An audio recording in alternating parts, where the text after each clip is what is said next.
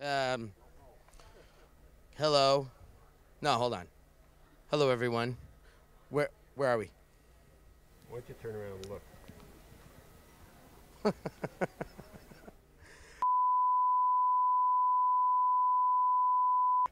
Okay.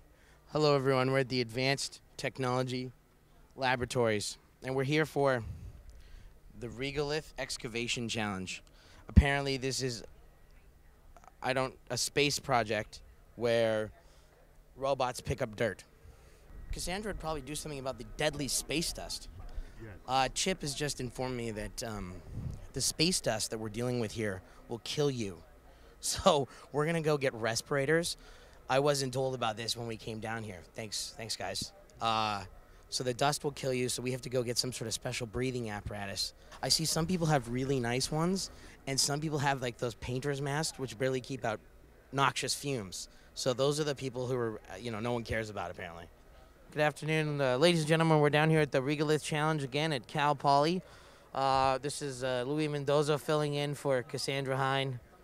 We are about to watch the excavation challenge, and these robots are here as part of a. Let's find out.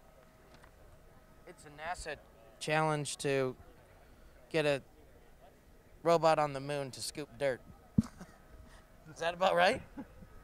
Did you study any of this before we came today? I didn't even. I knew we were coming up to San Luis Obispo, but that is it. I was supposed to. I didn't know I was going to be doing this gig, hosting the show until she gets here. This is kind of entertaining, actually.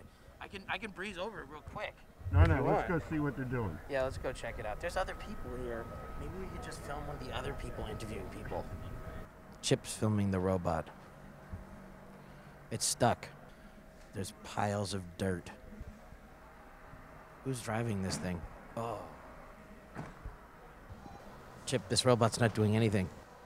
I've been watching this thing for a good 5 minutes, and all it's done is made piles of dirt around its wheels. It's not moving. I don't know who's controlling it. Can we find out who's controlling it? I think it's got to control itself, right? Oh, this is an autonomous robot? Okay. The whole layout was chosen in a random fashion. So all that was determined beforehand, and everybody learned about that just this morning. The winner gets $500,000, second place gets $150,000, and third place gets $100,000. So they get to just spend it for fun, or is that they have to use it for research or something? There's no, as far as I know, there's no strings attached to it. They could take you out for dinner. So apparently the winner of the excavator challenge is going straight to Vegas with $500K. It's the deadly space dust. Are you going to be watching from up close? Because we're going to be right there in the dust, apparently, which I found out is deadly. You can see it best from inside. Oh, really? They got It's a camera big or TV, something? Yeah, several cameras. Can we stay away from the dust and go inside? No. There's a fella inside videoing the screen. Oh, that's the smart guy. That's the lazy guy. Yeah, that's the lazy. Apparently, we have to go right up to the dust. There you go. Well, I've been working on it for about a year, and really heavily in about the last 3 or 4 months. We heard you entered last year as well. That's correct. Did your robot finish last year? It was the only one to last a full 30 minutes. You could build a stationary machine last year, Okay. and all 4 that came were all stationary. Oh, okay. So And this so- is definitely much more useful. This is more useful and about 1,000 times more difficult. Okay. It's between the ramp and the rocks and the random placement.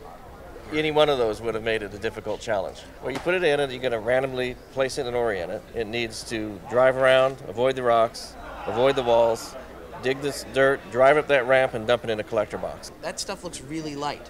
It's really I heavy. understand it's really heavy. It's heavy. I'm down at the site here working. I got a face mask, I got plywood, and I got piping. It's just like normal job. They stole those from the hotel this morning on the way down to the challenge. Say, look at that other crew, and then try to act as professional as they are. Oh, the guys that are quiet and holding stuff and walking around like they know what they're doing. I told my mom, I was like, I'm going up to film this thing, and there's this dust. I have to wear a NASA spacesuit. I told her it was going to be a lot more technical than this. And she's like, don't go. I'm feeling the pressure. It's not even my robot. Can you tell me what happens if they don't get it started in time? Disqualified. Oh, DQ'd. I'm white-knuckled. Right now, it is trying to spin around in place and find a locating beacon that's up above the ramp. In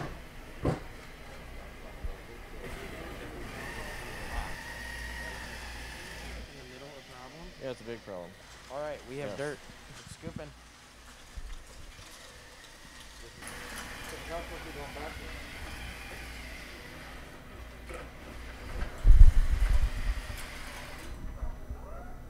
Actually, the navigation is the hardest part, and obstacle avoidance is probably the second hardest part, and actually excavating is probably about the third hardest part. But it would be moving.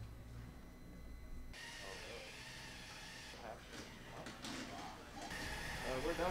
The planetary is stripped out on the left-hand side.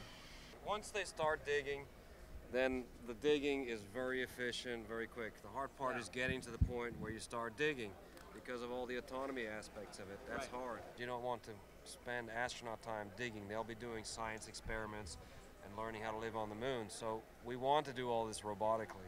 There's two types of lunar excavation. There's mining excavation, which is acquiring regolith for oxygen production. That's called in situ resource utilization, which is living off the land. So you go get the regolith and you make oxygen from it in a chemical plant. You heat it up with hydrogen and you get water out, then you electrolyze the water and you get oxygen out of it. So that's the whole point, is you want to acquire the regolith to make oxygen. Okay. That's one use. That's called excavation for mining regolith. Okay. The other one is excavation for construction purposes. That's more civil engineering. Right. Building things, roads, landing pads, berms, foundations, and that's a whole nother level of excavation which might require a bigger machine. You extract the oxygen and the byproducts are aluminum, iron, and titanium, which is pretty useful for making parts. One team's approach might be good for one thing, another team's approach might be good for another thing. These bucket wheels, for example, have been heavily studied. It's very efficient. A swiveling bucket with a jaws type of mechanism, and that's typically used on a drag line here on Earth, on a crane. The problem with this machine is it needs some kind of reaction force, and on the moon, and with 1/6 gravity, there's very low reaction forces. You're almost floating, so you have nothing to push against. So the first thing that happens when you dig is your whole rover lifts up. So how are they going to get past all these problems? That's why we're here, is to see if there are innovative solutions that other people are thinking about that we can use on the moon. Last year they dug a lot more, but it didn't have any mobility in it, and realistically on the moon we'll have mobility. So that's why this year mobility is required. Right. But autonomous mobility is difficult. That's like driving your car without a driver. Right. I do that every night. Well, Surprised. that's called autonomy.